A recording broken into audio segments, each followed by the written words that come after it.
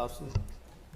Thank you very much, Mr. Speaker. Yesterday we remembered the sacrifice for freedom in 2 world wars, and the many who, in spite of the absence of conscription, served with distinction on the battlefields of Europe, Africa and Asia. We remembered the fact that the rights to freedom of speech, free elections and freedom of religion had to be earned by the blood, sweat and tears of a former generation. In this year, 2024, we particularly remember the events of that pivotal year in world history, 1944. The invasion of D-Day, the bravery of the men involved in the ultimately disastrous Operation Market Garden, and the revelation of the true horror of the Holocaust as the Nazi death camps were revealed. The starkest evidence that the Allies were correct in taking the fight to the evil Nazi regime. Sadly for many, Remembrance Day also reminds them of more recent events. Perhaps nowhere is more common than in Northern Ireland. There have been many who have commented favourably on the acts of the First Minister in recent days. Some have even suggested she deserves praise.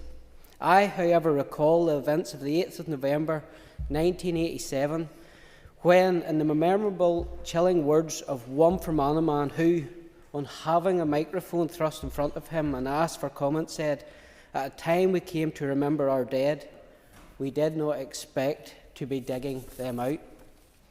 Until such times as the First Minister and her party can tell what they know about the events which filled 12 graves in Fermanagh that day and shattered so many others right across Northern Ireland, I will treat their attendance at remembrance events with the contempt it deserves.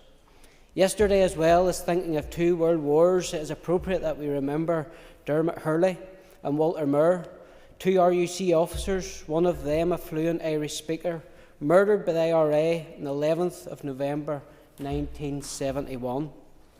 I think of Winston Churchill McGahey, an off-duty UDR soldier shot by the IRA beside his car outside his home in Corray, leaving his 8-year-old son to seek help from a passing motorist on Remembrance Day 1976. I recall Patrick Shields, a Catholic father of 10, murdered in an IRA bombing on the 11th of November 1977 because he decided to bomb the offices of a newspaper which had been critical of the IRA. I remember Owen McQuaid, a soldier shot outside Altnagelvin Hospital, waiting for a colleague whose wife was in the maternity ward on Remembrance Day in 1980.